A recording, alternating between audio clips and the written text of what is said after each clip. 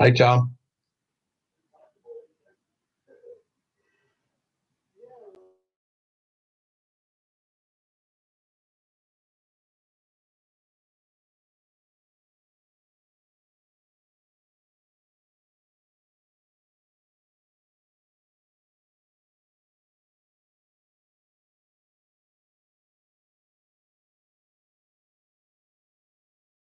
And a little icon for Well, I should have turned it on by now. David Kinney. I see you, Tom. Well, that's wonderful, but I don't see your beautiful face. Well, that's because I have my video off. Hey, okay, maybe I don't want to see your. Do you see Nancy's face? I did. I saw you for 2 seconds and then you're off. Imagine that.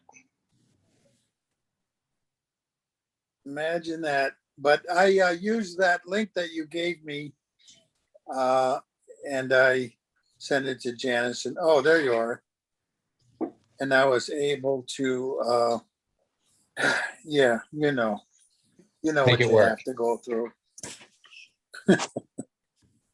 We're making it work. I'm gonna turn you over to an empty chair here where Janice will sit. And I'm just gonna leave this run because we don't want to touch anything. I Right. understand. That's fine.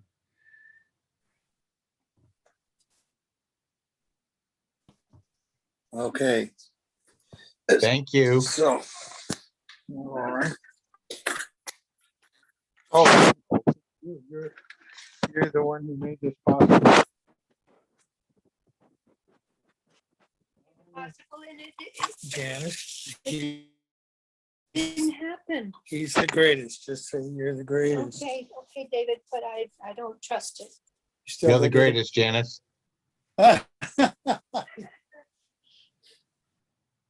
Okay. All right, well, we're standing by, so. Don't do that. Ooh. I'm gonna need a sponge or something to put that on so it doesn't slide. Whatever you have to do.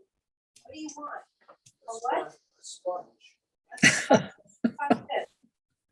I guess we're going to be voyeurs for a little while. Yes. Isn't technology wonderful? No.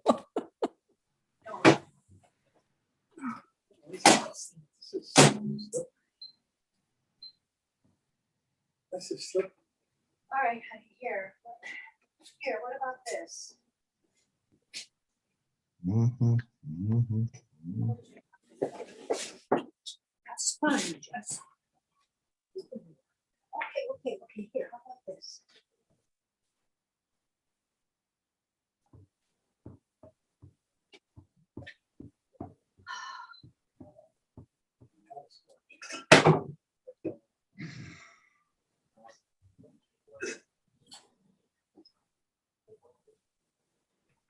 Nancy, can you hear me? I can hear you, Frank, but I can't see you. I don't have an option. I Looks like. couldn't tell anybody last time.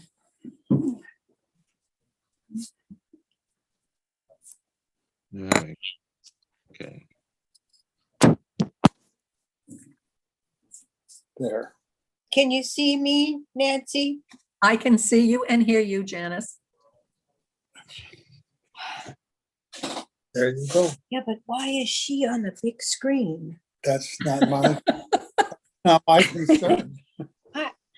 Am I gonna be able to see everybody? Because last time I couldn't see anybody. They said they saw me, but it didn't work. I did go to the whole meeting, but nobody knew I was there. Yeah, just don't touch Oh. it. Hi, Frank. Hi, Janice. Don't feel bad. Most of the time, people don't know I'm here. So am I gonna be able to see everybody? Because all I see is Frank on the big screen. They're the only two that checked in so far. And you. Oh, okay. So Pardon this- my appearance. I was gardening all day and I didn't freshen up for the meeting. You did very well. That's right. It's that kind of time of the year. Yeah. How many black flies got you? It's not the black Oh, fly, it's the brown. VTMs.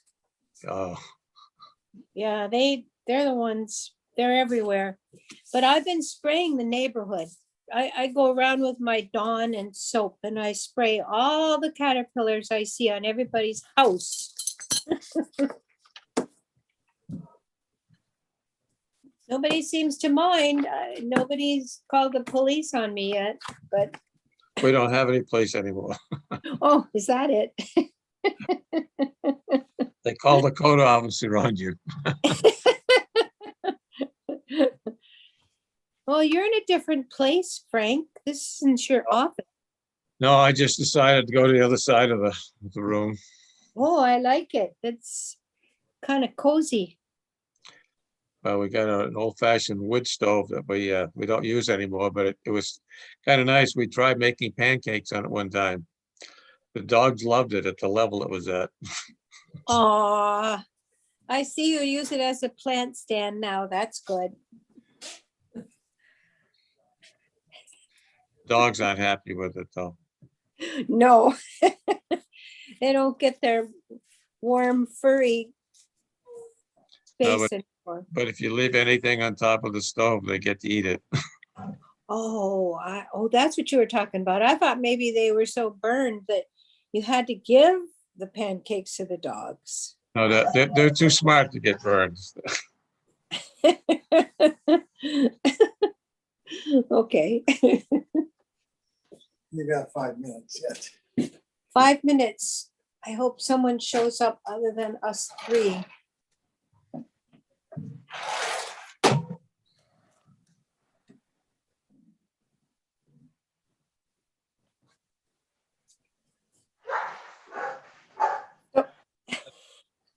Hello, Tom. I could see you waving.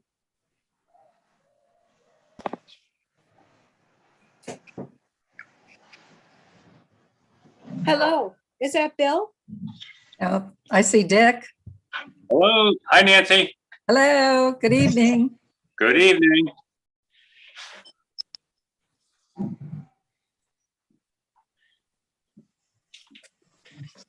There's Bill.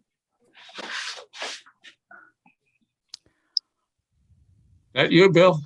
Yes, it is. I don't recognize you. What happened to your hair? This is my Corona do.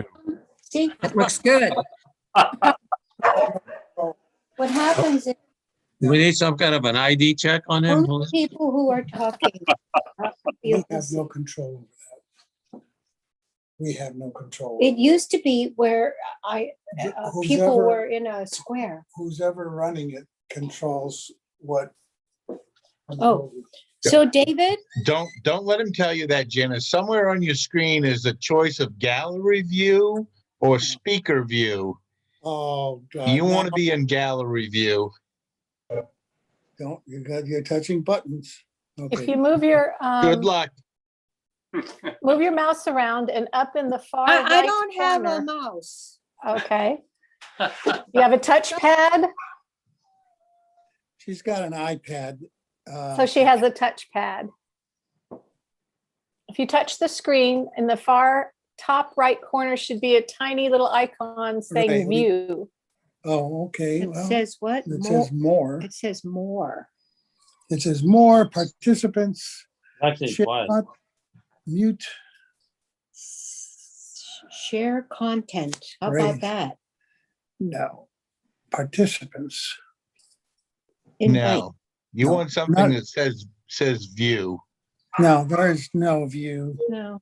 Tap the other corner. All right. It says recording. No, Oh, there it is. Switch Where? to gallery view. there you go. That's the one you want. Oh, that's good. Now she's happy. That's Now- good. Tell Tom that the tech wizard at the town office deserves a, you know what? Praise. More pay, more pay. He deserves more pay. Yeah. Actually, it was Elizabeth that said to touch the screen. Oh, great. There goes that chance. For that raise, yes.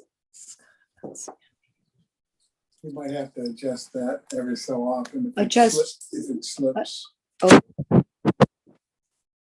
Okay.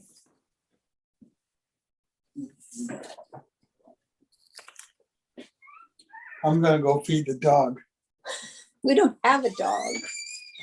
Where are you going?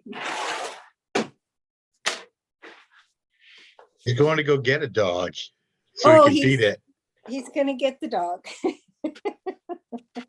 No, no more dogs. Thank you. Jay, you're back in your home. Yes.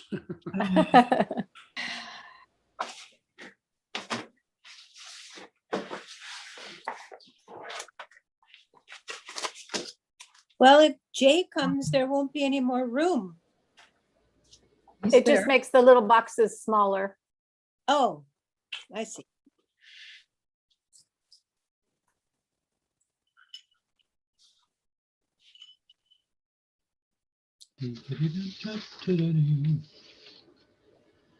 Hey, Sandy. Oh, and there's How are you? Scott. Hi, Sandy. Yeah. Hi. I'm awake this time. I did not share your news, so. My news was simply, the reason I wasn't here was, I was here. I came in, sat down about 20 minutes early and took about an hour and a half nap. Ah,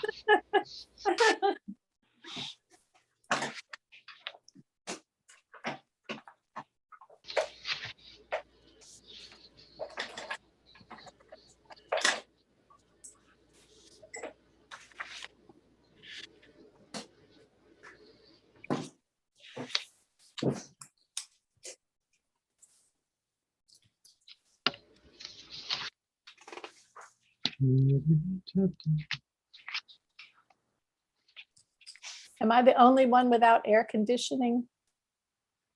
No, evidently. No. When you're done with that, can you give me your glasses? I don't need them right now. my experience with air conditioning is I tough it out, tough it out, tough it out. And I finally bite the bullet and I put it in and the temperature goes down. Should be cooler tomorrow, so. Today wasn't horrible. I thought it was. I'm sorry. So did my wife.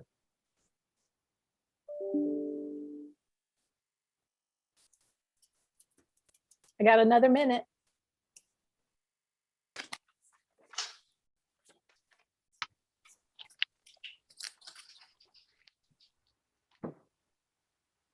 While you're gearing up, on the agenda, it says for you, the shoreline zoning application that a Beth Herzig Yes. will be presenting. And if I look down the attendees list, I don't see a Beth. So if there's somebody else there that's best substitute, can you raise your hand? Or You see a Laura in there?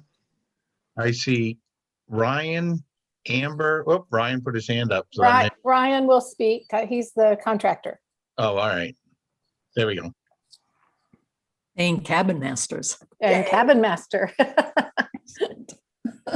We have a movie star in our midst. Great show. Yes. Okay, it's 7 o'clock. Let's come to order. We'll call to order this meeting of the Lincolnville Planning Board on Wednesday, June 9th. It is now 7. I'm Elizabeth Udi. This meeting is being conducted via Zoom, our last one, we hope, and can be watched live through the Zoom app or on cable TV channel 22.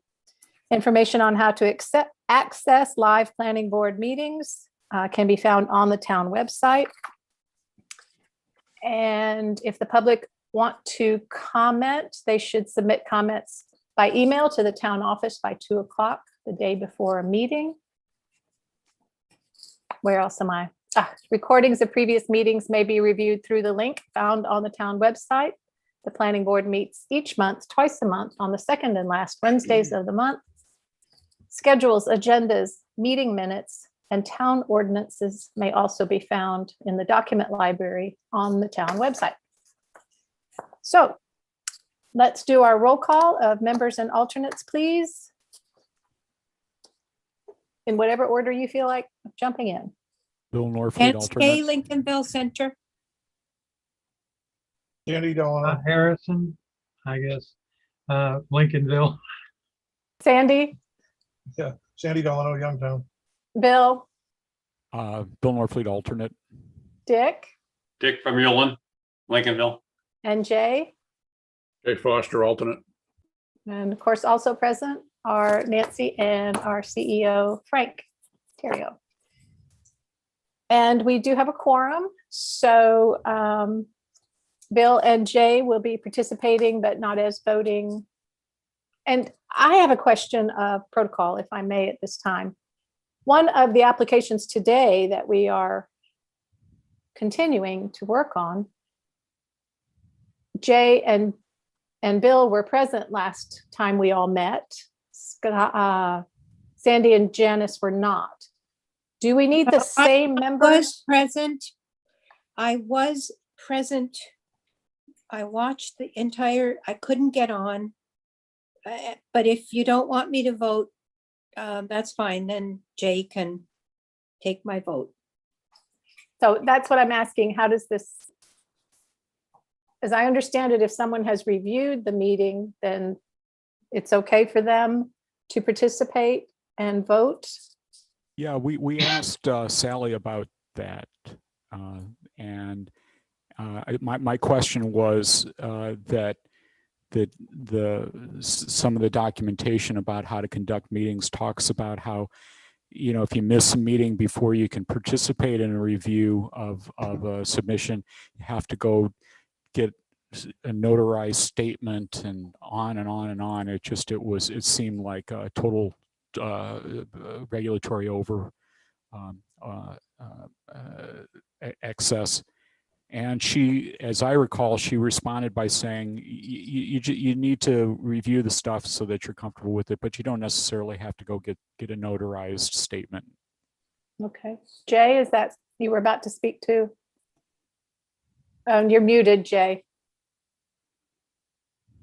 I agree with that. Historically, what we've done is that if a planning board member was not present for the previous meeting, has been a part of the application process, then the planning board member would review the last meeting, would review the material that was covered, would review the application, and then state for the record at the meeting that they next attended that they have in fact done all that, viewed the video and all that. So it's on the record that the planning board member reviewed it.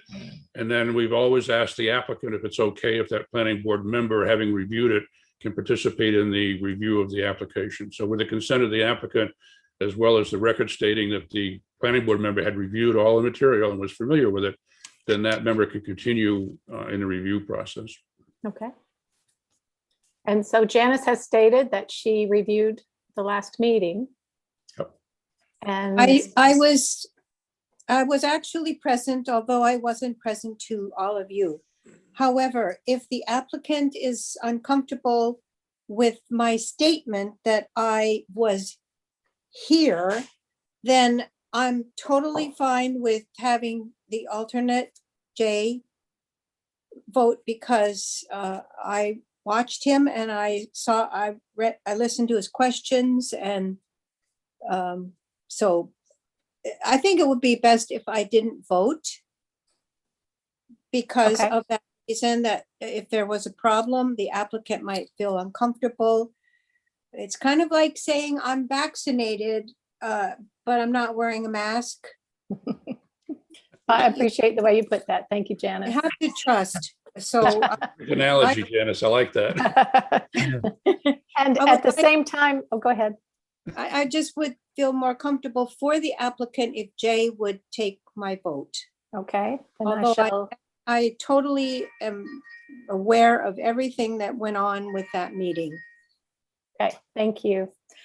So on the same note, because Jay and Bill did participate 2 weeks ago, would it be appropriate for them to be appointed in addition to the other members who are present? Well, first of all, you have two alternates. So Right. you're only appointing one. It's the chairman's responsibility to appoint an alternate.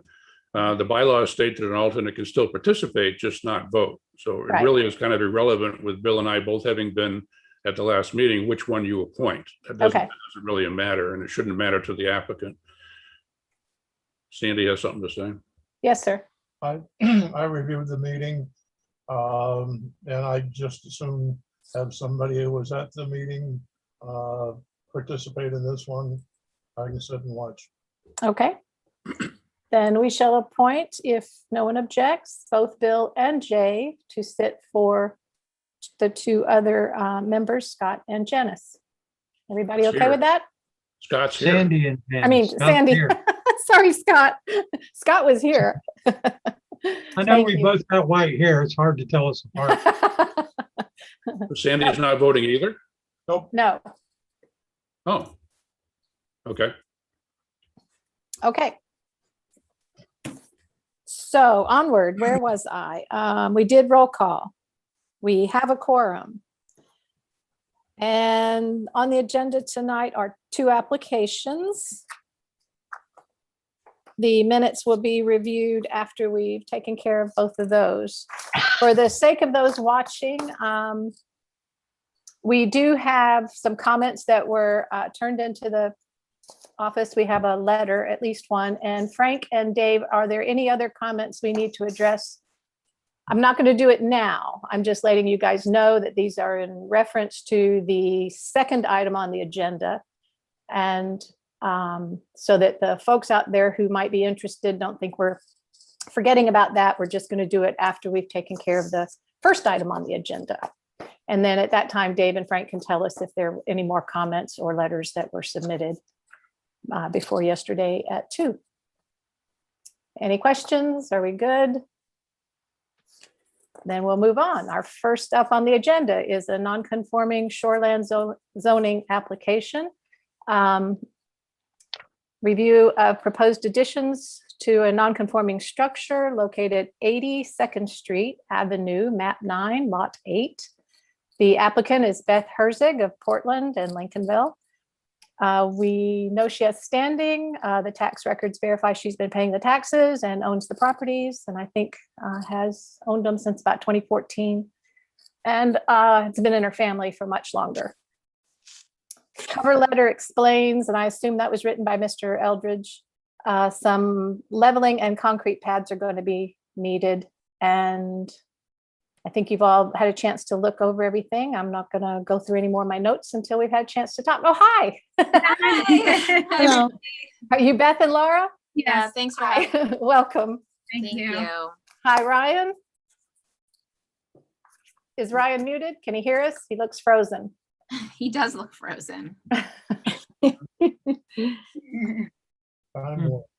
Okay, so who's making the presentation? Are we waiting for Ryan to unfreeze, or you? I think we're waiting for Ryan to unfreeze so he can talk to you more specifically. But I mean, in a nutshell, you have the plans there. We've owned our camp for 35 years and we've never done anything other than love it. And it's been loved a lot and it's sort of falling into the ground and it needs a lot of work. And we also, it's very small and we have a big family. We've grown it with our kids and we just want to add a little bit of sleeping space. So as you can see in the plan, we're just adding a small dormer, but other than that, we're not changing the footprint of the camp at all, other than some remodeling and just fixing it up and giving it life again.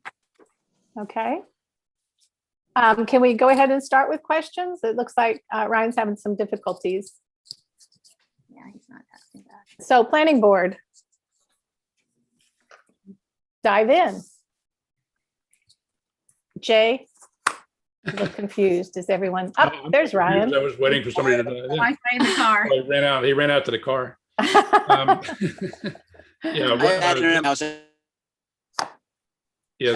don't think you started out, Elizabeth, with the location and the lot and what lake we're on and that sort of information. Oh, I'm sorry. It is 82nd, number 80 on 2nd Street. That's on Pitcher Pond. Okay. And it's actually right next door to another lot we reviewed just a few weeks ago. Oh, that's right. Uh-huh. So Pitcher Pond, I guess you have 2 lots on either side of the road, correct? Yes. Yeah. And I hope everyone has a packet and sees the drawings. I did print out the map plat. So I had a little better idea, I think, of where it was. And Ryan, did you want to make a presentation? We do. Yeah, so we are we're at the property the other It's not good. day. I'm not going to increase the property at all. We're just going to address some major issues that the property has. First of all, it has to be jacked and leveled. We'll put it sills, put them on hemlock sills on 6x6 posts. We're going to replace the windows, address the electrical, any rot that's there. Looks pretty good for rotted. There's a little bit of rot in the sills here and there on the backside, but pretty much we're just going to address stuff that over age has, deteriorated, and add a small dormer on the front on the lake, which will be the length of the main house, which is 24 feet by about 3 feet. So it's going to be about 360 cubic feet added, well below the 667, I think they're allowed.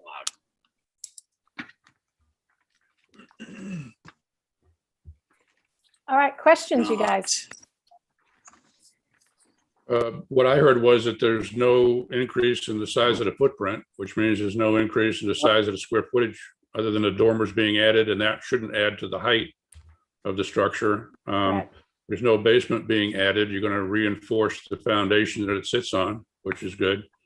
The only thing I didn't hear was that we're going to take precautions against erosion and sedimentation, erosion into the pond, which I assume is a contractor that you'll do.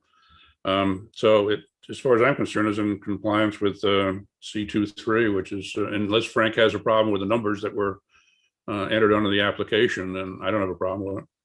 Well, first of all, Jay, the erosion is it's academic. The contractor always has to be certified unless it's the homeowner. And I need to see that certification at the time. Sorry about the German shepherds in back of me. There's nobody else home to stop them. And the height issue should not be a problem. They are increasing the height by 2.9 feet, but that is accommodated by the fact that when you go outside the 25-foot mark, excuse me, the height goes up to 20 feet that they're allowed, and maximum. Sorry about that. They're not really fighting. The maximum height that they're going to be coming up to is 17.9 feet, so there's no problem with the height. Yeah, In fact, there was no problem with anything. still well below the maximum. They're below the maximum. It's not being moved from the footprint that it sits on presently. No. Right.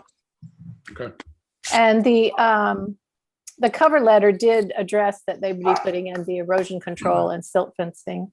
The questions I had, I guess, the access to the property, about how much vegetation would have to be removed and trees, that sort of thing, or pretty clear going. If there's no change. I met with DEP and a land use survey we use. We're working on the PBR. It'll be a section 2 natural resource adjacent. And issues with the culverts that is there and the water runoff from the property above the road. In talking to DEP, we have a really good plan, and we're working on a site plan right now for that. It'll get funneled into a retaining, and then at 25-foot mark, it'll come into a riprap berm that'll dissipate it before it gets into the lake. And we've documented right now everything to the lake, so it really needs to be addressed. Okay.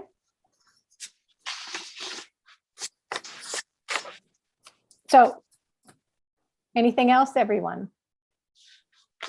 I have a curiosity question for Ryan. Yes. I've watched the show, Ryan, and do you go before a planning board for every single one of the sites that you work on? Because they're all next to the water. It really depends on the town. I have spent every other Tuesday with Manchester for the last month, year and a half, because I don't know if you guys are familiar with the show,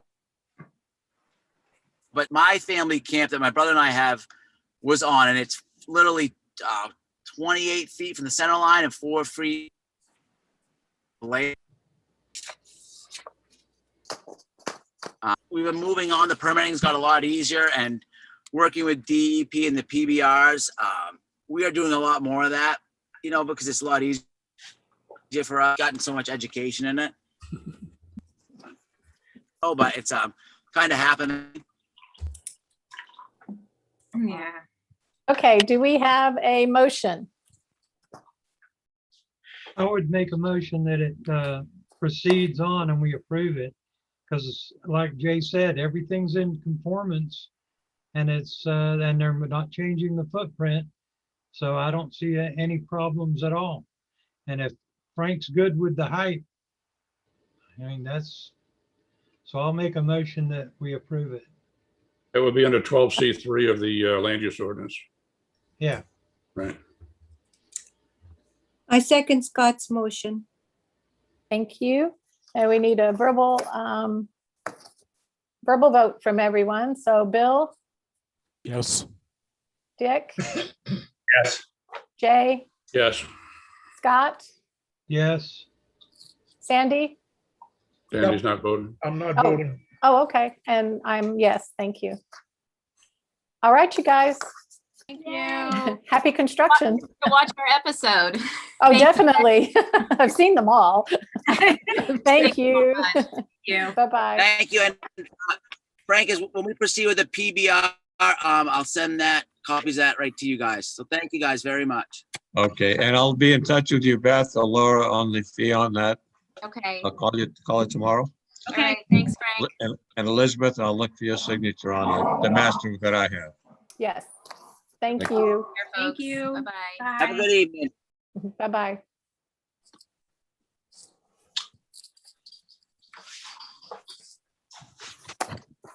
Okay, back into the quagmire.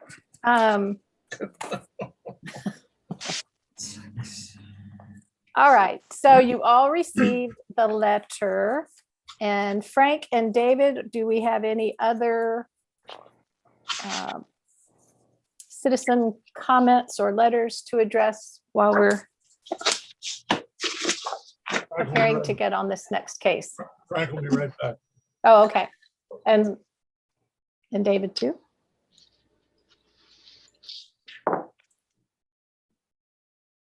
I'm always here. And We, Is Ryan still on or it's just his Well- photographly?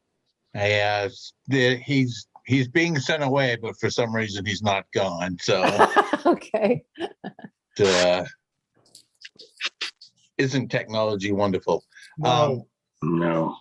Yeah, I agree. We did not get any other comments submitted. Well, I take that back. We did not receive any other comments. We had a call from one of the abutters that stated she had sent a comment but was rejected somewhere in the cyber world, whether it was our end or her end. She is, I believe, tuned in. Yes, so she's attending tonight, and that was Pat Shannon. So if you want her to give a verbal of what she attempted to submit, she's available. And David, when you say attempted to submit something to the town office or in our last meeting when we were, She informed me yesterday that she sent something to the email address that's Oh, listed okay. on your agenda, but uh-huh, it was not received, and we're not quite sure what's going on in cyber world, but okay, okay. So we know that Pat wants to be heard this evening. So on to this, to the letter and the subject of the letter. Do we need to have a little discussion and decide how we want to move forward or not, whatever you guys are feeling. Let's see how folks are reacting to this, please. Yeah, this is being established as something new. I don't recall ever having the planning board set up a public input session before a meeting at which the review of the standards was going to be accomplished. What we've done in the past is created a public hearing, which is not in the ordinance, but out of public interest, the planning board voted to have a public hearing on the subject. So this is a little bit different with this public comment session prior to the deliberation of the planning board. If it's the planning board's wish to do that, fine. I don't disagree with it. I just think that if this kind of thing is going to become an issue in the future, that somebody should go to the selectmen and suggest that the Lincolnville Commercial Site Plan Review Ordinance contain wording that either allow a session for public comment prior to review under the standards, or put a required public hearing into the ordinance. Where we have to consider the applicant when we talk about this kind of a thing. There may be, I'm not saying anything about this particular applicant, but there may be applicants in the future who might, because it's not in the ordinance, object to the fact that the planning board established a public hearing. So those kinds of things have to be considered. We might want to ask the town attorney what her opinion is. If we're getting public interest on some of the development requests that are coming to the town without a provision in the commercial site plan ordinance for accommodating public comment, whether it be a public hearing or just public comment, that we ought to have something there to guide the planning board. I don't know where we stand, if we're on solid ground or not, just having these comment periods, or even establishing a public hearing for that matter, but it should be discussed somewhere. I agree. I also, part of me thinks and feels that because this is a public meeting, because we are not supposed to speak to one another or discuss things except at a public meeting, having a public comment session to me seems reasonable, especially if those concerned citizens have made the effort to contact the town office and say, I would like to be considered, or I'd like to attend a meeting and have a chance to talk. Isn't that what a public meeting should be, is allowing the public participation? Now, I'm not saying that we need to address this right now. I'm just saying and also the other thing I wanted to point out, I was looking at MMA handbook, and they were talking about the difference between a legislative hearing and a public hearing, where a legislative hearing is very casual, does not require a lot of rules. It's about allowing the public to just talk and get things off their chests. I don't know where that fits in, or how that, would compare to just comment session from the public. But so that's all I have to say at the moment, except, so I'm going to shut up and let you guys talk. Elizabeth, what you referred to is the MMA manual for planning boards and appeals boards. Yes. And that does reference public comment, and it does say it's public interest that the planning board should consider accepting public comment. So it is referenced, and it is something that the MMA considers to be a good thing. And I don't disagree with that at all. I just am a little bit troubled by the fact that it becomes, well, do we or don't we, should we or should we, do we need to or don't we need to? It ought to be there as in the ordinance as a guide to the planning board, so that there's little or no question as to whether or not and how it should be formatted, whether or not it should be part of the review. The MMA manual does stipulate that there should not be public comment when the planning board is reviewing the application against the standards. That's true. Once the comments are over, they can no longer interject while we're making decisions. That or was happening discussing. during one of the meetings we had. There was a Zoom. People were trying to get in on the chat. We were reviewing the standards. Right. I think it was the first one review on this, as a matter of fact. So And that has to be clear, that shouldn't occur, that there should not be allowed public comment during the review by the planning board of the application against the standards. Yeah, once the review begins. And the way you have it set up now, I mean, I did not invent this paragraph on the agendas that people can send in comments up until 2 or 3 o'clock the day before. So that's been there on the agendas. It's just apparently you haven't had a lot of takers. So I wondered how that works. Before I came along, did you have more takers? This letter implies that maybe you did have public comment more often, and not always in the form of a public hearing, which is capital letters, public hearing, a completely different thing from our public meeting. Yeah, you won't find much reference in the MMA manual for planning boards on Zoom meetings or chats either. True. That's a good Fairly point. new phenomenon that we're dealing Yeah. with there. So So when you had live meetings, did you often have people show up and want to be heard during it live was meetings? really pretty much up to the chair whether or not, if somebody had a public comment, and we always tried to bring them to the microphone so that it got onto the record. But if there were public comment, it was you're generally allowed. Yeah. Well, Okay. since this meeting regarding Mr. Garman has been going on for months and months, I don't see why 5 minutes of this person wanting to make a comment and applying to the office to do it should go unnoticed. Let's just listen to it and do what we'd have to do after that. I agree with Janice. I would caution the members of the planning board not to engage with the commenters and get into a discussion where subject matter that's pertinent to the application was discussed, because that shows partisanship on the part of the planning board members. So we need to be careful with that. We can listen to the comments, but I wouldn't get too involved in the conversation. Yes, I agree with that. I just feel that this is a public meeting and people should be allowed to make a few moments of their, take a few moments of our time to state how they feel. And we've not officially started the review of the standards of the No. application yet, so we're good No. there. Yeah. And so if we're going to go ahead with that, then obviously anyone who can figure out how to use all these little icons at the bottom, in addition to Pat and perhaps Ms. Hollingsworth, who may want to take a few moments to speak, then David can let us know. So right now, then, does that mean we're going to move on to allowing Pat or whomever to? Elizabeth, can I say something Yes, first? please. I think it might be a good idea just to try to get the opinion of the applicant as to their thinking on whether or not this is allowed for the record. For the record, we Um, did get a comment, a letter, and from Amber saying that they were very willing and understand if we do want to listen to some comments prior to moving on tonight. Great, Okay, great, we're good. thank you. Okay, David, we'll leave it to you. I'm in the process of promoting Amber, so as the applicant, so she can be present to hear. Not that Okay. she couldn't hear as an attendee. Right.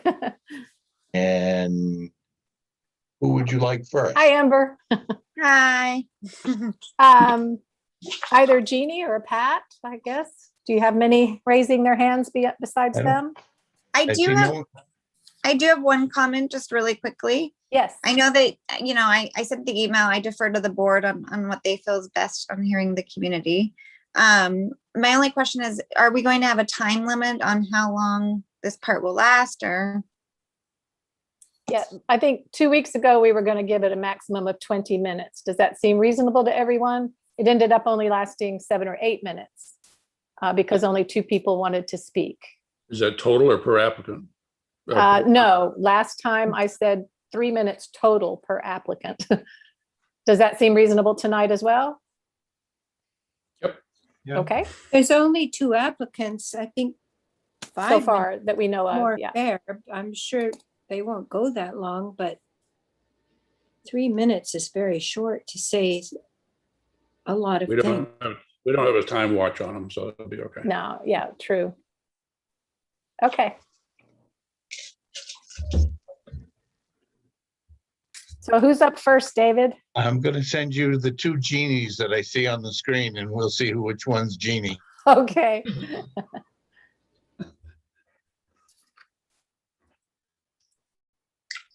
Which one's got the magic bottle? Okay, can you hear me? Yes. Okay, good. First of all, I want to thank you for your good consideration of my request. I didn't make this request intending to set precedent.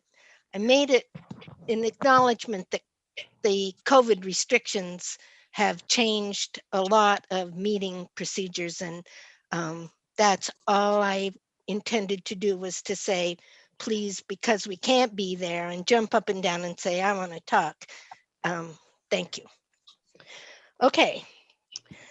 My comments tonight deal only with the land use ordinance and the question of whether or not the applicant is in compliance with that ordinance at this point in time.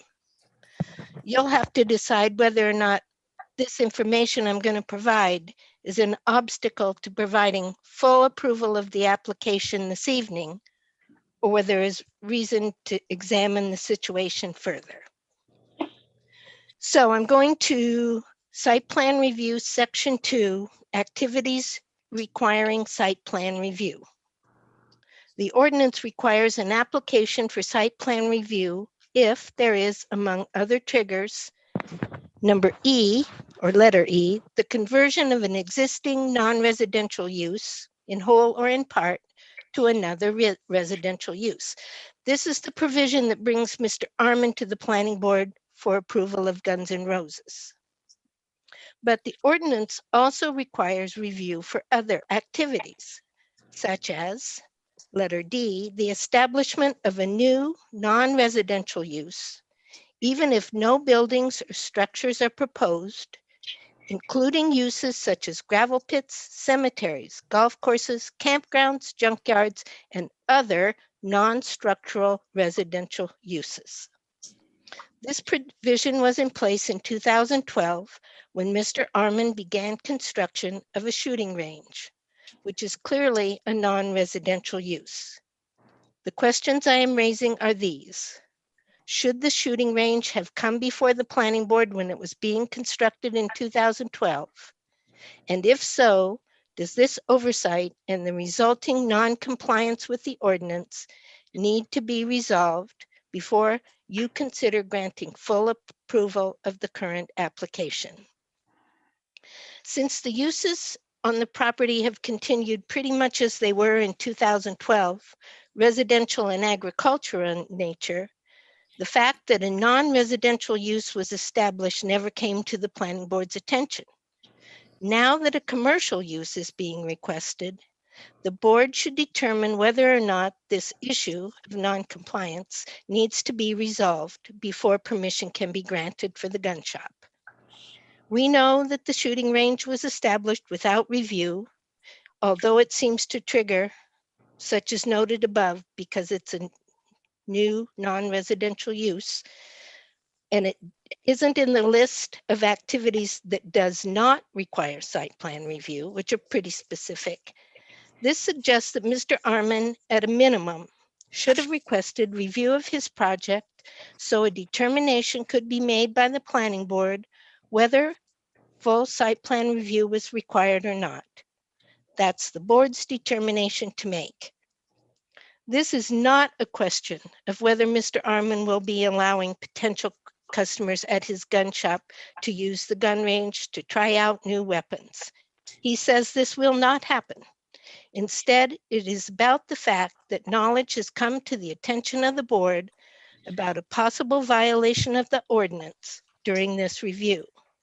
Having this knowledge, you should perhaps condition any approval of Guns N' Roses this evening on the requirement that Mr. Armand proceed with a request for a determination of whether site plan approval is required for this activity. And if it is required, then you should require of him that he submit an application for after the fact approval of his shooting range. Then with a clean slate, you can proceed with finalizing your review of this application. That's my statement. Thank you. And David is the other genie also? That's me.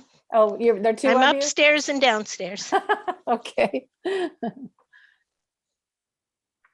Okay, David, do you have Pat? Do, but you work faster than I can type or Okay. hang with me. No, I'm patient.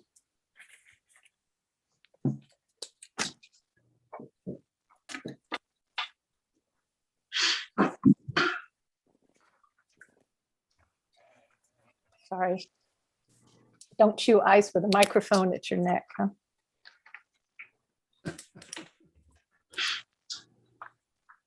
That's another thing that comes along with a Zoom meeting business. Yes. The dogs in the Choice. background. Yeah.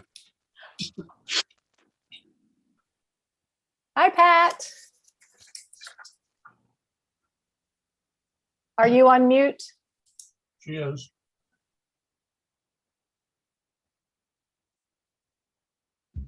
We see you, but we can't hear I'm you. unmuted. There you go. Oh, man, the power is gone. My name is Patricia Shannon. I live at 6 Rocky Point Road. I'm putting on my glasses. My spouse and I are abutters to the 55 Van Sickle Road property, Garo Arman, Ararat Farms. We've lived in this house for 17 years. My maternal ancestors are from Lincolnville, and we go way back. I've been known to claim that I have DNA in the floorboards of many old buildings in this town.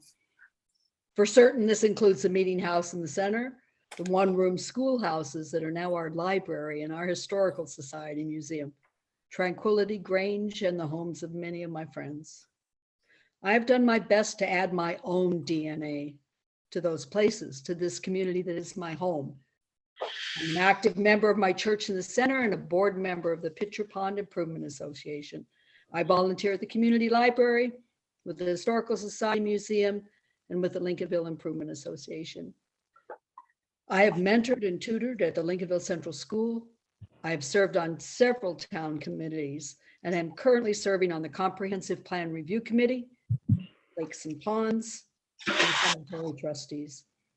Perhaps I've served you pancakes at the Blueberry Wingding, or sweet talked you into paying $20 for 2 cupcakes at an election day bake sale. My point, and I do have one, is that I am a good neighbor. Lincolnville has taught me how to live that word. When at the December 9th, 2020 Planning Board meeting to approve his new business, Garo Arman was asked if he was a good neighbor. He said yes, and that there had been no complaints. As his neighbor, I disagree. We have all been taught that when we hear something, say something. When we see something, say something. While your decisions on this matter may indeed feel like winning or losing, I will have said something. I believe that silence is complicity. In August of 2010, the first time I heard the horrifying sound of assault weapons, most likely to my trained ear, an AR-15 across the road from my home, I thought my new neighbor and anyone else at the farm was being massacred. I said something. I called the police chief. Remember when we had one? That was August 2010. He came to my home and then went to Garo Arman's farm. The police chief investigated and returned to my home. He told me who was firing what, that the weapons were legal, licensed, and that there was safe storage for them under the barn.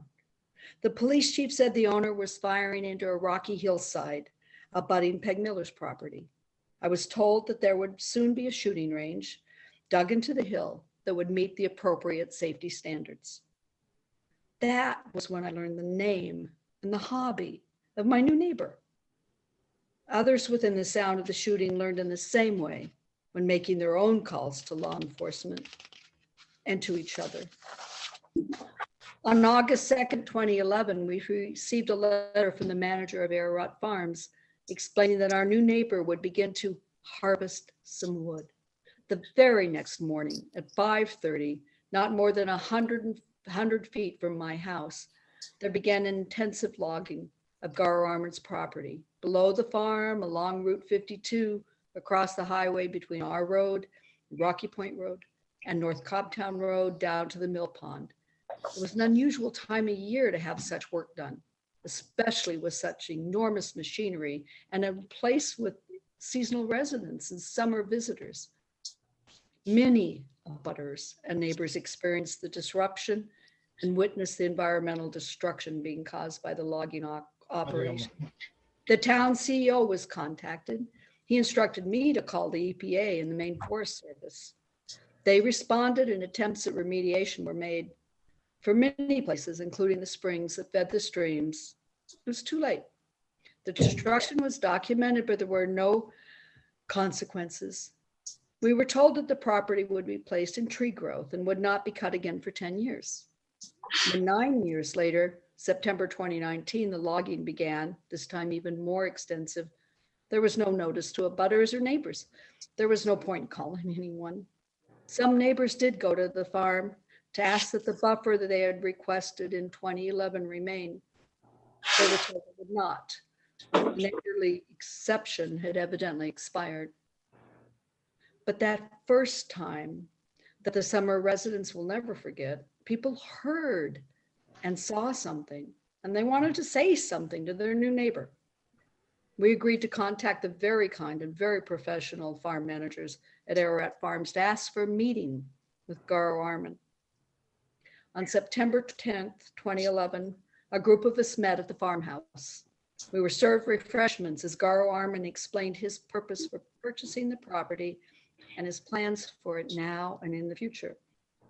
The group had three primary concerns. First, the logging operation, the extent of it, the damage to the watershed, and the violation of property lines. Second, potential housing development, particularly as 5 lots had been cleared, blue tags attached to trees through private property towards the pond.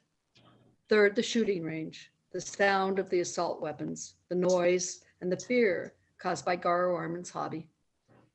He told his neighbors, and I quote, that he wanted to create good karma, that our peace of mind and happiness are important to him personally. When asked by a neighbor what we could expect to see in 10 years, Garo Arman answered, again, I quote, recreational structures, a little cottage close to the pond, a structure to hold boats and other items. Other than that, I don't see much happening.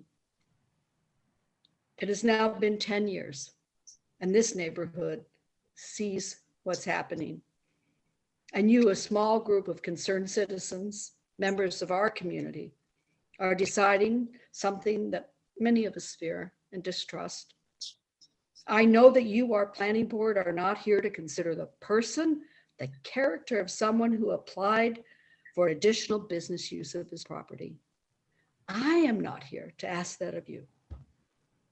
I am here to ask you to consider what here in Lincolnville is a good neighbor. And I thank you for your time and for your service to our community. Thank you, Pat.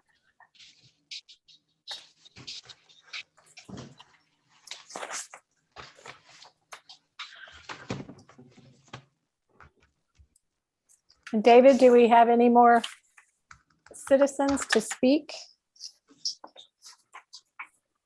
Again, you're a little ahead of me. Let me No see. problem. There's Ovid Santoro with his hand up, so I presume that means he'd like to address the board. I'll bring Okay, him. thank you.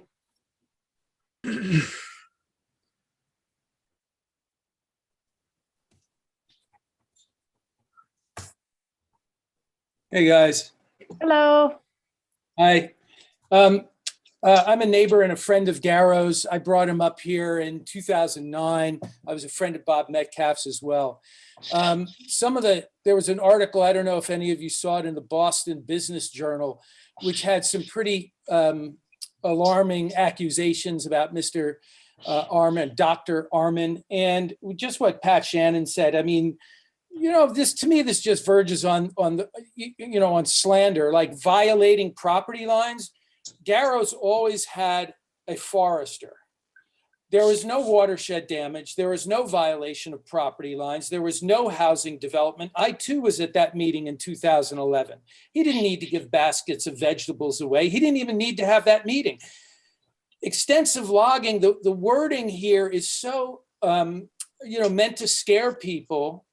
And I just find this kind of outrageous that if someone like Pat, who's been here, family here hundreds of years, if a new neighbor came from out of state and wanted to, complain about her doing logging, they'd be told to, just move on.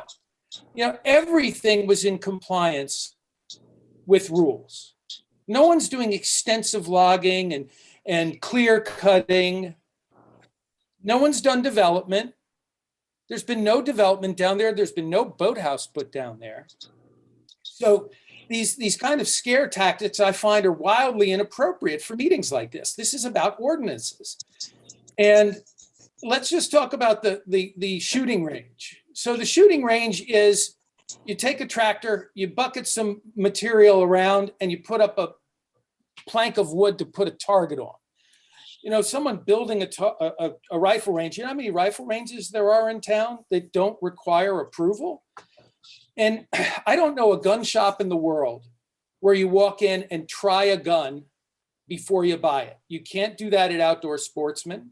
You can't do that at Kittery Trading Post. It's just not done. You don't try a gun before you buy it. And then one of the other residents said, all we need in the newspaper, we're going to have a destination for out-of-state buyers. I mean, again, this is just rhetoric to scare people. Out-of-state buyers, like really, someone's going to drive from where? New York or Massachusetts to buy a gun in Lincolnville? Come on. Anyway, that, you know, I just find this whole conversation, you know, I get it. People are concerned, but you know, the purpose of a planning board is to see if he's in compliance with ordinances. Okay. And I've seen it mentioned in that Boston Business article that if residents don't like it, to join committees and change ordinances. Well, you know, you want to change ordinances to prevent people from having gun shops or selling guns. You're going to have the NRA come down on you pretty hard. You know, this is Maine. This is not New York City. And so, you know, I just find this, you know, and again, I told you at the last meeting, I had 5 or 6 shots off my gun, and the state police were at my house that Pat Shannon called. You know, I have 400 acres. I want to shoot guns occasionally. Now I have to worry that the state police are going to show up. You know, if anything, I feel my rights are being impinged on. So anyway, I just wanted to express the other side of the picture, okay? And the fact is that if Mr. Arman, Dr. Arman is in compliance, you know, that's really what you guys are here for. And I urge you to stick to those issues. Thank you. Thank you.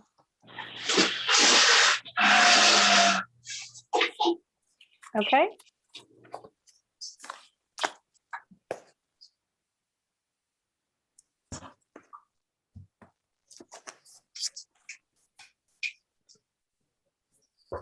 So David, anybody else? There's no one new else, but Pat has her hand up again if you'd like to ever come back. Gang, what do you think? Are we inviting a dialogue here? I think we're inviting an argument here. Yes, I do too. If I can make a comment, Yes, please. in Jeannie's speech and talk and in her letter and in Pat's comments, I did not hear one word about the application. Correct. I heard shooting range 50 times, and there's not one reference to a shooting range in the application. Correct. The job of the planning board is to review the application for an existing building to change from a non-residential use to another non-residential use, period.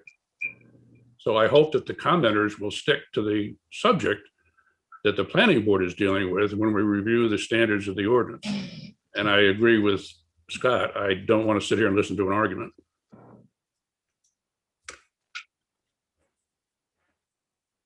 Anyone else? Do we want to let Pat come back for a moment?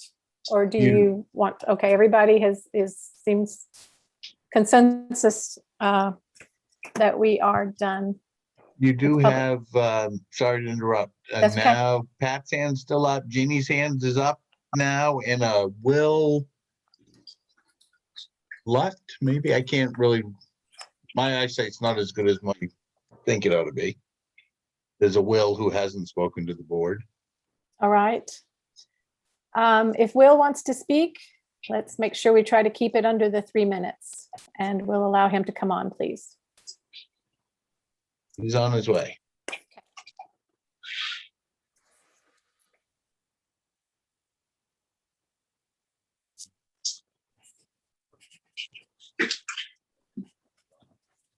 Yeah, hi. Hi, good evening. Yes, thanks for allowing me to speak a little bit. My name is Will Lute, and my wife and I own property on Pitcher Pond. And I haven't, this is the first meeting I've heard about the application, but I think Jay made it clear that this application is only for additional use going from a residential to a commercial use. And there's nothing in there about approving a rifle range. Is that correct? It's going from a non-residential use to a non-residential use. Yes, okay. So review. So the fact that, you know, a rifle range would create a noise, you know, problem isn't being considered in this application. You know, noise pollution that could result from a potential rifle range. Am I trying to, do you understand my point? I'm not arguing the application. No, we understand your point. Right. This. I think we can point out that the standards under which this commercial application is going to be reviewed are sections 11, 12, and 13 of the Lincolnville Commercial Site Plan Review Ordinance. Section 12 is good neighbor standards.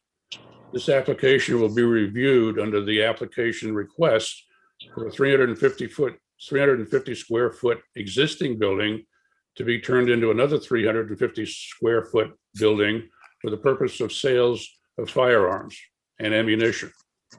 So if the noise standards in section 12 relative to that portion of the application are met, and we only deal with the noise having to do with the application for the conversion of the non-residential structure, then we cannot not approve this application.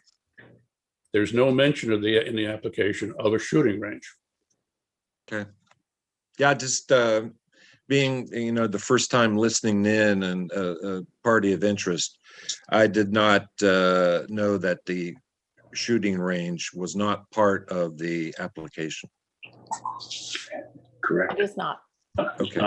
Is everybody on the planning board in agreement that the application that's before us does not contain anything about a shooting range? Absolutely. That's right. The questions have been asked and answered at each of the last 4 meetings that we've had back in November, December, and last month. So. Okay, thank you very much. Okay. I Thank you appreciate very the much. opportunity. Yep. Thanks for joining us. Thank you. Okay. So, is it time to move on to our review? If I could make one comment. Yes, you may. It has to do with Jeannie's letter to the board. Yes. And also her comment earlier about the section 2 being applicable to this application in terms of the shooting range. If her comments on the shooting range portion were accurate, then we're obviously not going to be taking that up at this meeting because we're reviewing the application for the conversion of the non-residential structure. But I think that if that were to be pursued, that the code enforcement officer would be the one that would do that and find if there were in fact any violations of an existing ordinance having to do with that particular subject, not the subject that we're dealing here with this evening. The other thing that Jeannie mentioned in her letter was the appeals board remand. And she referenced public comments. And I think we actually already have discussed public comment, but I think we ought to pursue that a little bit because the appeals board decision to remand it back had to do with 7.3B, which was notification. There was nothing in the appeals board decision that mentioned that the planning board had done anything wrong. It's just that the applicant had not complied with the notification portion 7.3B of the ordinance, and that's why it was remanded back. Yes. And remanded back, the words exactly were to continue the review and I'm sorry, my letter is here somewhere. Well, the planning board at the first meeting that we had of the remand, after the remand from the appeals board, the planning board voted to do a full review of the application from the beginning over again. And we started at the beginning. Yes. And we are now up to the point where we found the application complete and we're moving on to review of the standards. Correct. That portion of her request has been complied with in the process that we've used to redo or re-review this application. Great. Well, Frank, can you answer Jay and us? What, The firing range is is not a commercial activity. It's something that someone decided to target practice in their backyard, and anyone in the state of Maine can do that without a permit. Correct. And That's it. It is And not a commercial. right, it's not part There's of no that money- commercial business. No one is paying to use his range, okay? And if it was part of the business, that's a whole different story. okay, I so would reference the planning board to 4 ACES. Don came to the board many years ago and applied for a commercial site approval for 4 ACES Arms, which was a sale of arms, ammunition, a gunsmithing, a repairing of firearms. And I don't believe that his range, which he has, was mentioned in that application, and the planning board approved that application. And that business existed for 2 or 3 years. As far as I know, there's still a range there that's being utilized, but as Frank mentions, it's not a commercial site. And the triggers for commercial site review are for commercial sites. The trigger in this one is 2.1E, which is a non-residential use to another non-residential use. That's what's being requested in this application. Right. I mean, Jeannie brings up that the trigger of junkyards and cemeteries should also include firing ranges, but that would only be pertinent to a commercial. Then that needs to be put in the ordinance, and it's not there. Right. You're opening Pandora's box. What other hobby are you going to focus on? In other words, you're going to say no racetracks are allowed in Lincolnville? No. No movie theaters are allowed in Lincolnville? No. So we need to move on to our review. Yes. And let me see here. We determined at the last minute that the submissions were complete, and we can review this application using the commercial site review section 18, land use ordinance, subsections 11, 12, and 13. Just as a point of reference for the record, 7.3J says as soon as the board determines the application is complete, the board shall notify the applicant in writing. Was that done? Frank? It was done previously. Okay.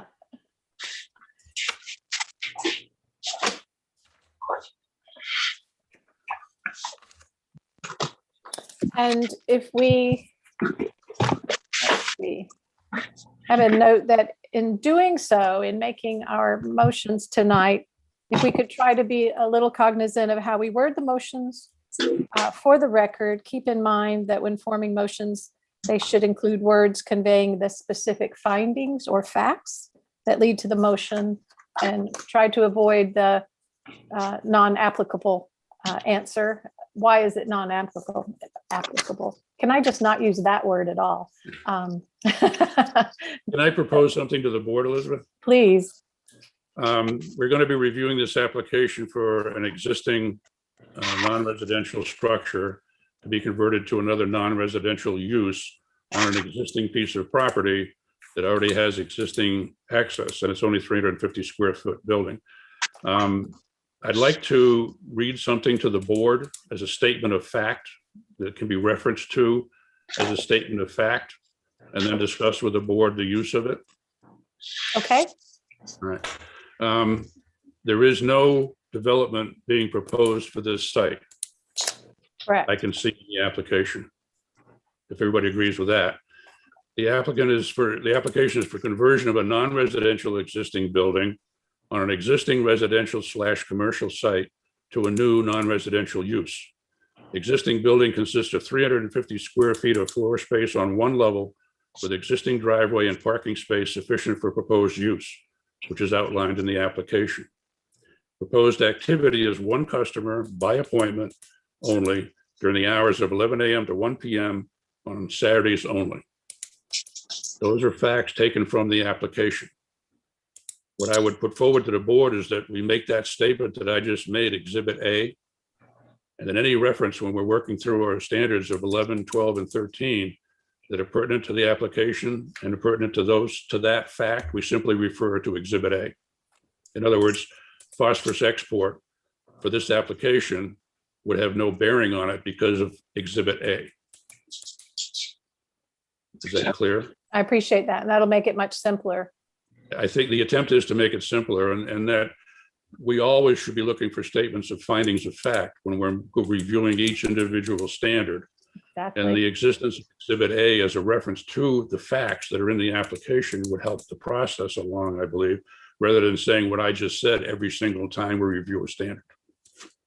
Great. Does that make sense to everyone? Yep. And Does Nancy need?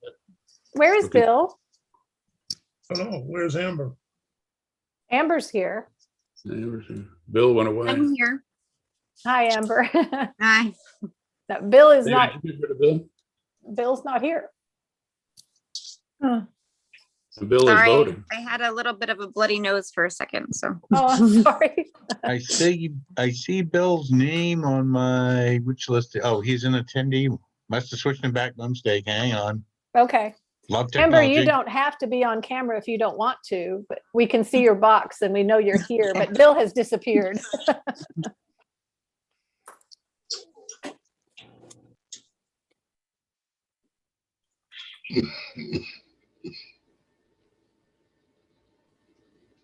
There he is. Good. We don't see his face, but his name is good. Can you hear me now? Yes. Hi, Bill. Terrific. Welcome back. I guess I got bumped off somehow. The audio portion shut I'm down. wondering if Bill heard anything I just said about the Exhibit A. Yes, I dialed the phone number that's available, and so I was able to hear you on my cell phone. I was not able to be heard. Okay, Okay. so Because proposal I was is the I was statement- connected only as an attendee, not as a participant. okay, but the statement that I read and entered into the record is, it can be referred to as Exhibit A when we're reviewing against the standards. You heard that and agree with that? I did hear that. I Okay. heard that. I couldn't respond to it because I had been reclassified as an attendee, not a participant. But Bill is a voting member tonight, so. Yes, he is. So, all right, so we begin in our review. We begin at section 11, standards and criteria. Oh, gosh, all my notes are sticking together. Get some AC. If you lend me 20 grand, I'll go there. Okay. 11.1, utilization of the site. And the plan for the development must reflect the natural capabilities of the site to support the development. I think here we can maybe refer to Exhibit A. There will be no development. There's no additional construction or work to be done on the site, and that it stands adequately for the use proposed. So I need a motion to that effect unless someone doesn't agree. Make a motion that that is in effect in reference to Exhibit A. And a second? Second. Okay, and I need a vote from Dick Yes. and Jay, Yes. Scott, Yes. Bill, Yes. and Elizabeth, yes. 11.2, traffic access and parking. Again, there's no change to the roads or the parking. Everything exists as it, or will continue to exist as it is, and is suitable for the needs of the proposed activity.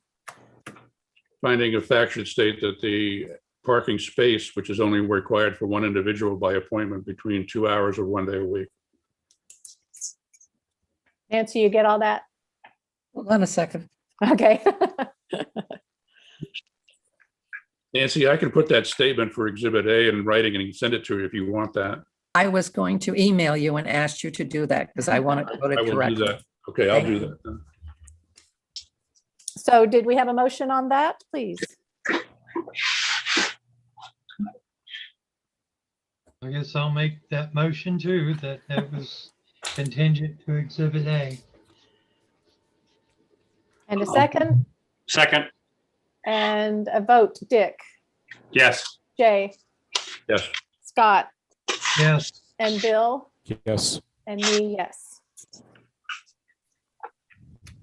11.3.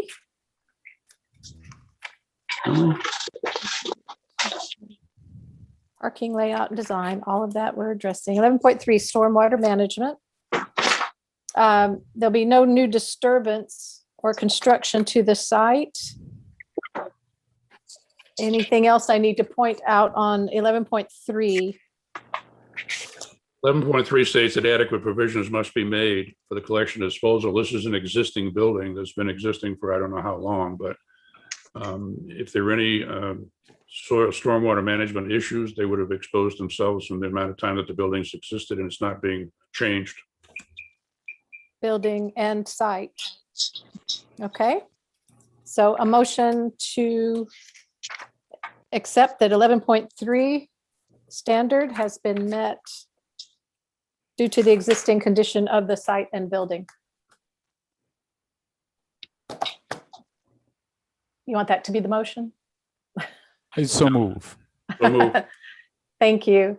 And a second, second, Second. and a vote from Dick, please. Yes. Jay, Yes. Scott, yes, Bill, Yes. Elizabeth, yes. 11.4, erosion control.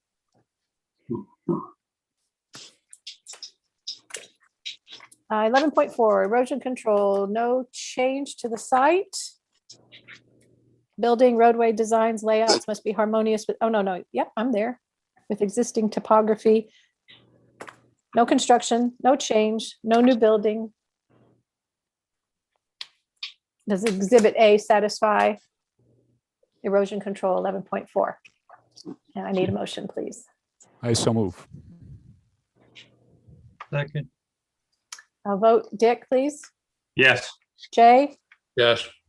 Scott, yes, Bill, Yes. Elizabeth, yes. Wastewater provisions, 11.5. Do we do water supply provisions or? Oh, I'm sorry, that's water supply. I'm reading ahead of my brain. Okay. Water supply provisions. And I can't read my own writing. Go ahead. Does someone, Well, it says the proposed development shall be served by an adequate supply. There is no development. It's just an existing building. And I'm not even sure from the application where I can tell whether there's water supply to the building or not. I think Armin or his representative said there was no water supply to that structure. okay. Amber, can you speak to that? Do you, Yes, hi. There's no water supply. okay, So the house has a water supply. but this building itself does not. Yeah. Okay, thank you. Mhm. Handy There for is the winter. no automatic fire protection sprinkler system in the building. No, Okay. So that would require a water supply, so. yes, it would. Okay. Yeah. The house has, its fire system, so. Mhm. All right. Okay, 11.5.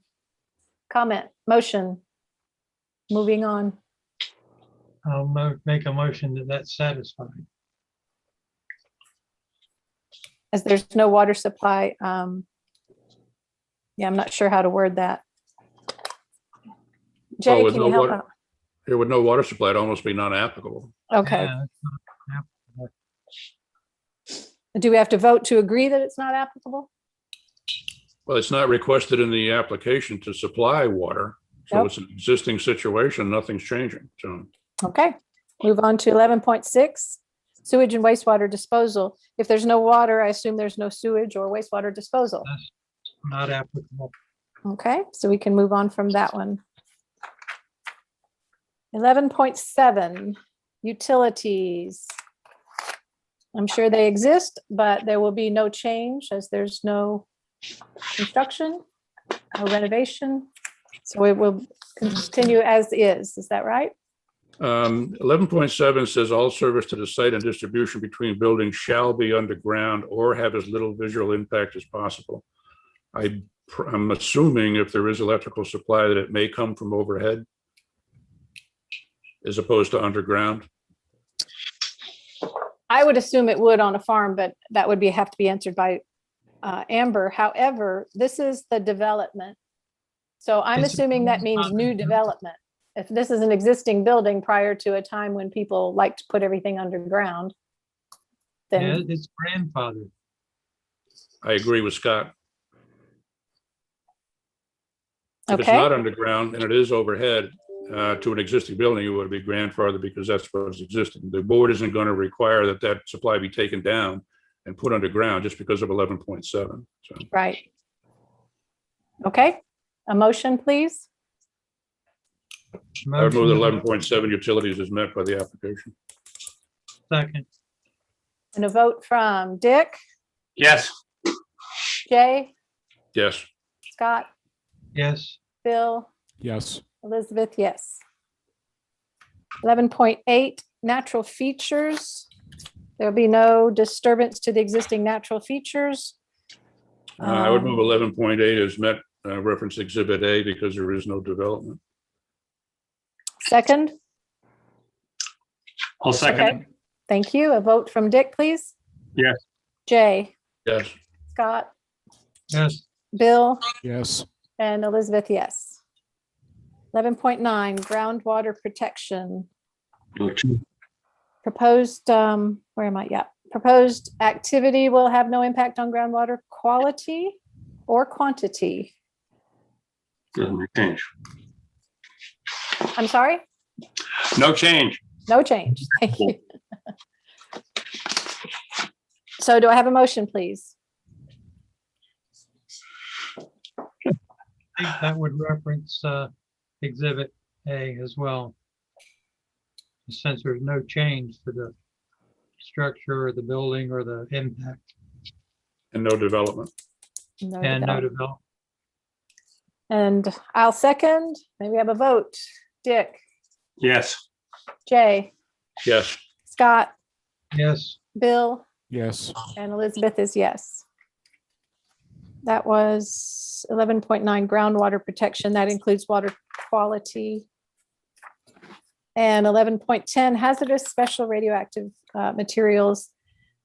Not This- applicable. Well, Materials and padding. Yeah. Before we say that's not applicable, there is going to be ammunition stored on the site as far as the application says. Mhm. I believe it says sale of firearms and ammunition. Ah, yes. And the Yes. application says that there's a safe on the site that's being used for storage of that's approved. Yes. We're in a strange situation here because Mr. Arman has applied for a firearms dealer permit and been told by ATF that he can't receive that until the Lincolnville Planning Board approves his plan. So we got a catch-22 situation here, but I'll assume that a federal firearms sales license requires storage precautions for ammunition. And that apparently with a safe on the site, I would say the application would meet that requirement, although I don't know what that requirement might be. We can stipulate somehow that we will approve that no hazard, the special hazardous special and radioactive materials are being properly handled because the application states there's a safe on site and in the building for storage of ammunition, and then await the federal firearms regulations dealing with the storage of ammunition. Amber, So- go ahead. Yep. So in our interviews with ATF, we've already submitted what the safes are and everything, and they have agreed, they have approved that those are, what we need. And so, at this particular point, we also submitted pictures of the safe to the planning board as well. And yes, Dr. Arman had said that these were quality up to And the they meet standards this- of the ATF. Yes, so we have received guidance from ATF that they do meet the standards. Okay, 11.10 also says in conducting a site plan review, the planning board, code enforcement officer, and fire chief or designee shall follow the rules and regulations of the above specified agencies and shall be governed by the requirements of NFPA 1. So the enforcement officials that are in charge of this, once it's been approved by the planning board, are relegated to following those rules and regulations that are in the ordinance. Okay.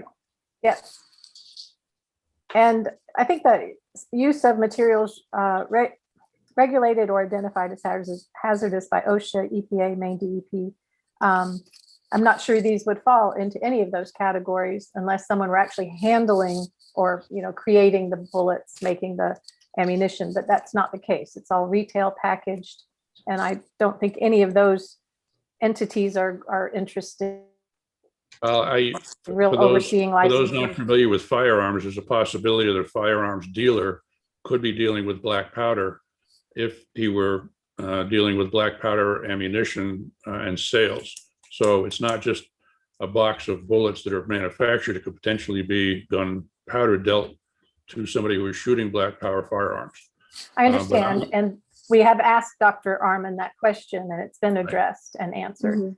Okay, to the Okay. satisfaction of the board. Yeah, we're good. Yes, thank you. So 11.10, do we have a specific motion? I would move that 11.10 hazardous, special, and radioactive materials is being handled by ATF regulations, which are going to be put in place with approval from the board, and that the application meets the standard of 11.10. Thank I'll you. second. And a vote from Dick, please, Yes. and Jay, Yes. and Scott, Yes, Bill, Yes. and Elizabeth, yes. 11.11 shoreland relationship, there is none. 11.12 solid waste, there's no solid waste to be managed, everything is sold. So is that seem right?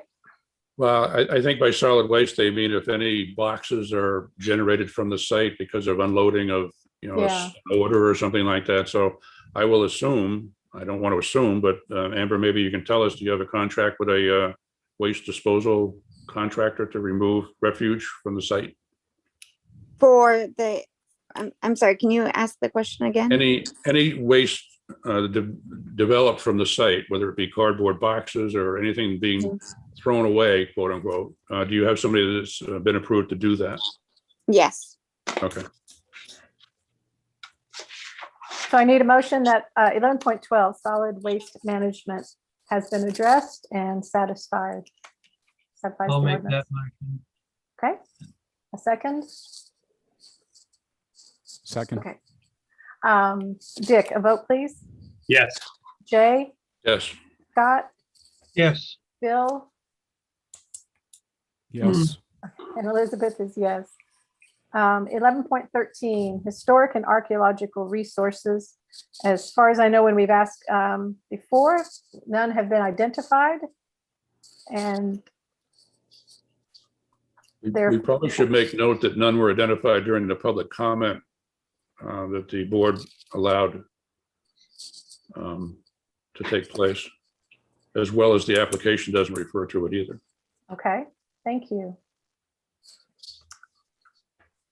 So a motion, please. I'll move 11.13 because no comments were made in the application or during the public comment period. 11.3 does not have historic or archaeological resource components.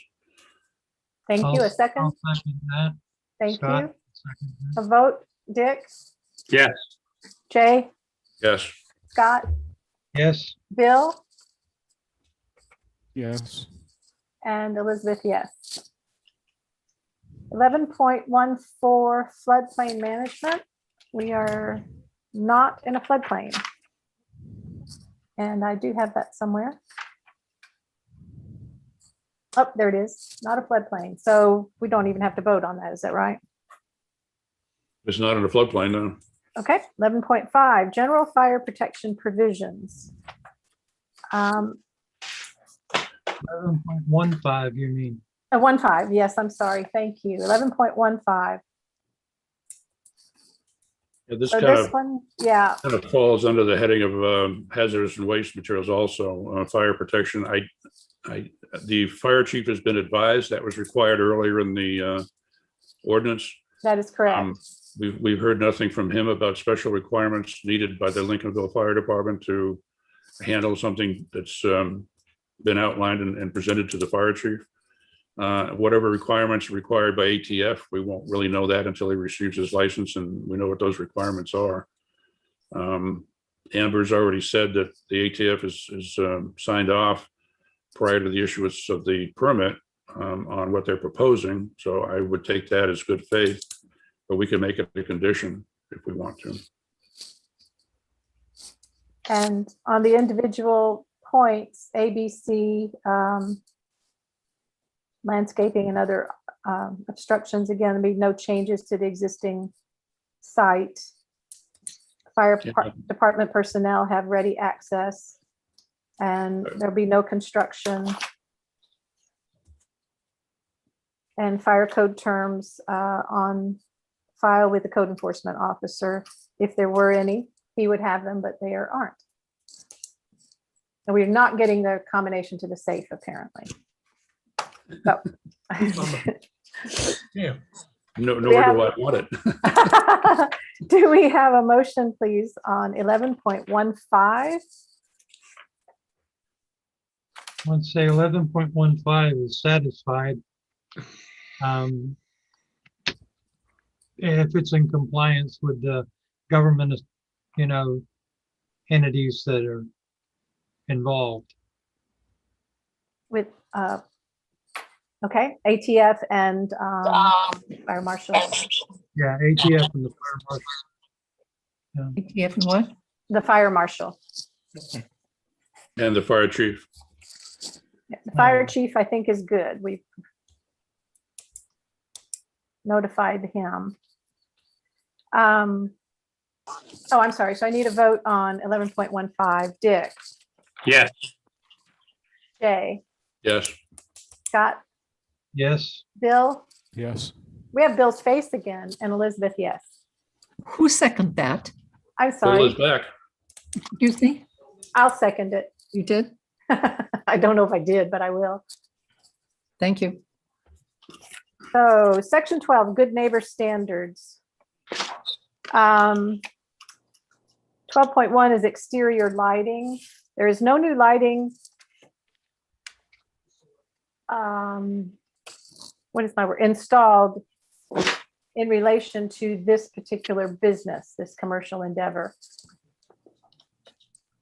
And I think we asked when we met 2 weeks ago, the new lighting that has gone up is for the farm and the residential, not specifically for this I commercial would say spot. that would reference Exhibit A. I'd make a motion that would reference that, because there's going to be no change in the lighting. Question for Amber. All exterior lighting except where security lighting is necessary. Is there a requirement for any security lighting on the firearm sales? There's not actually. Okay, all right. And I'm sorry, Scott, was that a motion? It was, wasn't it? Yes. And do I have a second? Second. So a vote from Dick Yes. and Jay Yes. and Scott, Yes. Bill Yes. and Elizabeth, yes. 12.2 is buffering. This would be visual buffering, I assume. The development shall provide for buffering of adjacent uses. Buffering shall be designed and maintained to provide a year-round visual screen. Development shall provide sufficient buffering when topographical and other barriers do not provide reasonable screening. Again, your exhibit probably covers that because there will be no changes, no construction, no new landscaping. I would reference Exhibit A. Reference Exhibit A. And I would second that.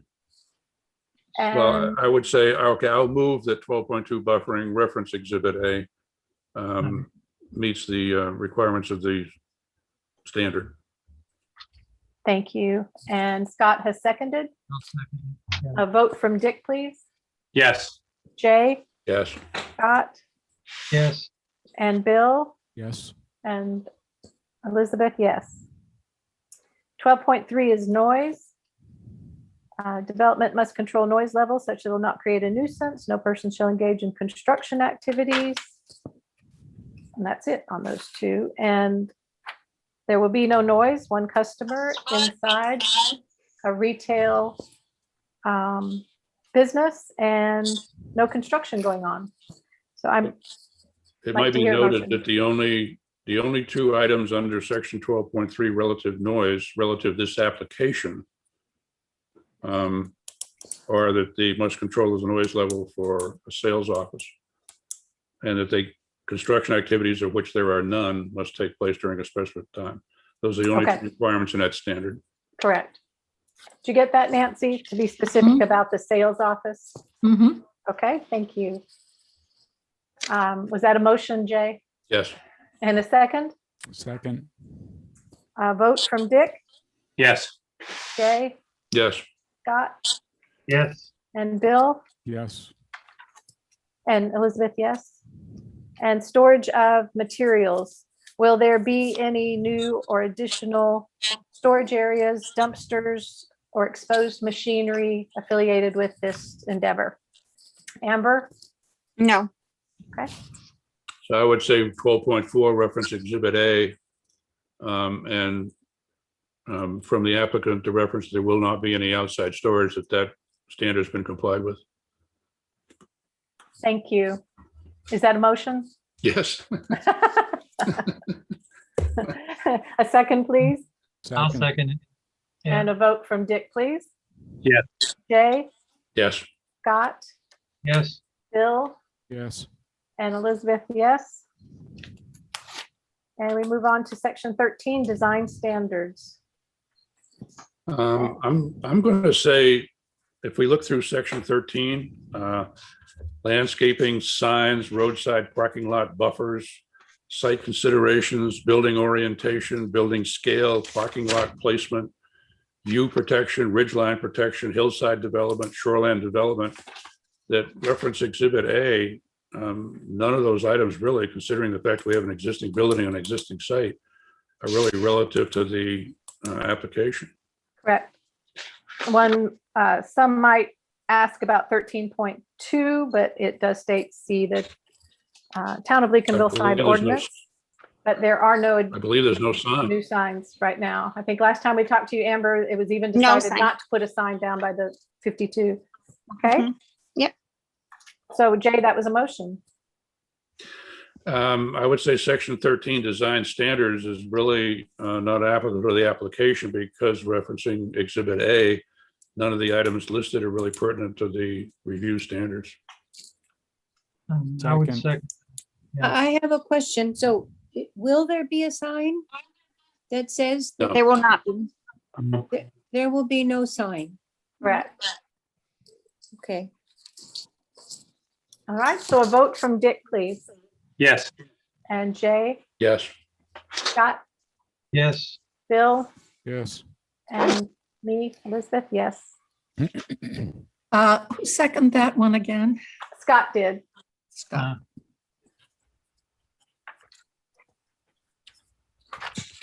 So Jay, this question comes up every time, but we have approved each of the standards.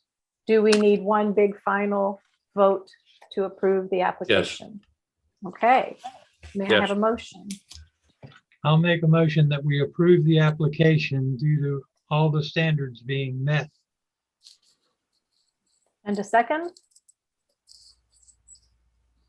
I'll second it. Thank you. And a vote from Dick, please. Yes. And Jay, Yes. Scott, Yes, Bill, Yes. and Elizabeth says yes.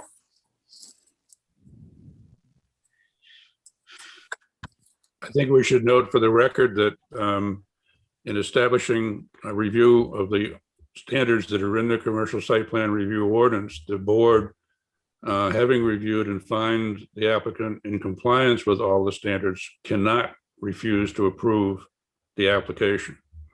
Unless any of the standards reviewed, it can be proven that the standard was not met by the applicant. I like that statement very much. Did you get It's all in that, the ordinance. Nancy? It's in the ordinance, she says. Jay will send it to you. And Okay. so how does this work from here, Frank? Are they able to go ahead and begin their business even prior to the fire marshal response? The fire marshal. As long as they get ATF their, license. well, they need the Fire ATF marshals- first. Yeah, the ATF is your point that they need to have to go ahead. And I do need you to sign off on the application, and Amber's going to leave us 2 more site plans, and I'll notify the board so you can come and sign off on that again. Okay.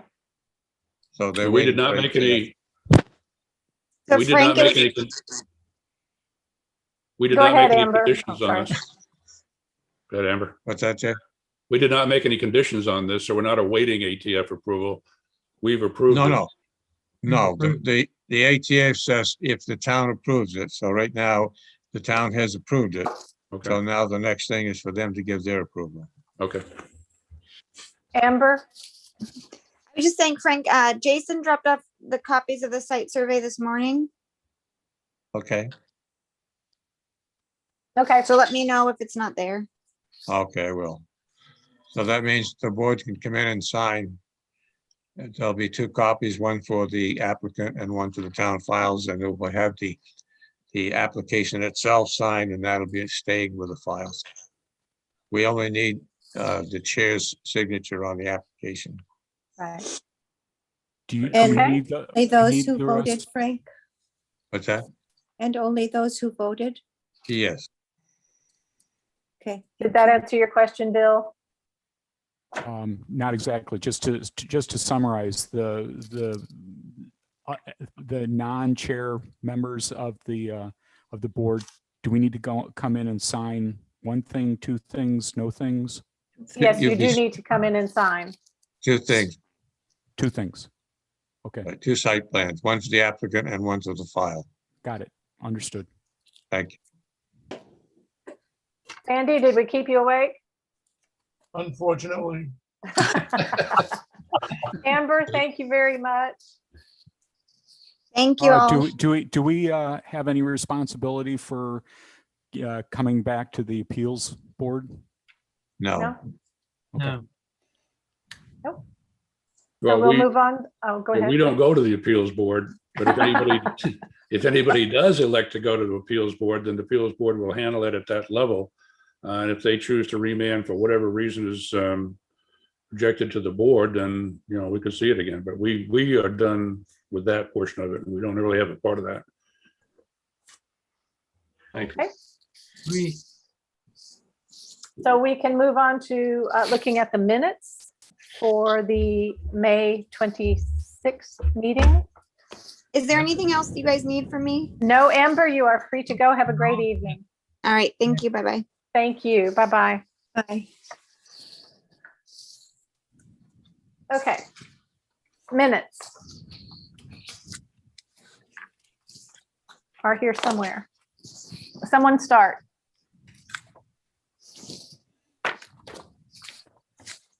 Any I read the comments? I read the minutes and I don't find any discrepancies in it at all. Nancy's always been really great with the minutes. I would make a motion that we accept them as written, unless Jay found a line that's bad.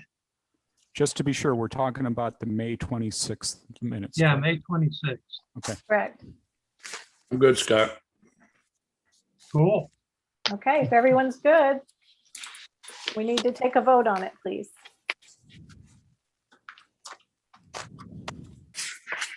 I move that we, oh, he did. He moved it, didn't he? Yeah. Second, Second, and a vote from Dick? Yeah. And Jay, Yes. and Bill, yes. Sandy? Yep. And Scott, Yes. Janice? Yes. Thank you, and yes. Okay, there anything else you guys want to talk about? Is it for sure that we will be meeting June 14th in person? That's what Mr. Kenny tells me. Is there a uniform? Is there? As of June 14th, which is next Monday when the selectmen are meeting, their instruction had been that all board, committee, and commission meetings will go back to in-person. That being said, it's also on the board's agenda for Monday to possibly reconsider changes to the reopening plan. Stay tuned. Oh, okay. Oh, no. Our next meeting is to be June 30th. Is that correct? That is the last Wednesday of the month. So hopefully by then we'll have it all worked out and we will be meeting in person. Super. Does anybody bring the donuts or how does this work? I've never been to one. I gotta put pants on now. Definitely bring donuts if we're in person. Otherwise, I'm going to eat them all here myself. Okay, I guess we're good to say goodnight if everybody's fine. Good night. Motion Good to night. adjourn. Oh, yes, could someone? I make a Motion. motion that we adjourn this here meeting. I would second. on Second. Zoom. And everybody say aye. Aye. Aye. Okay. Yeah. Thank Evening. you, Nancy. Thank you. Goodbye. Aye. Thank you. Thank you. And Nancy, I'll email that to you. Great, thank you. All right. Jay, thanks for all your help tonight.